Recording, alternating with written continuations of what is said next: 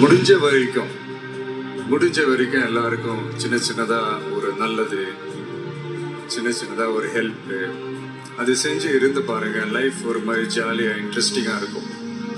இப்போ யாராவது உங்களுக்கு ஏதாவது கெடுதல் செஞ்சுட்டாங்கன்னு வைங்களேன், அதை நீங்க பழி வாங்கிட்டீங்கன்னு வைங்களேன், அந்த நாள் முழுக்க நீங்க சம மகிழ்ச்சியா இருப்பீங்க.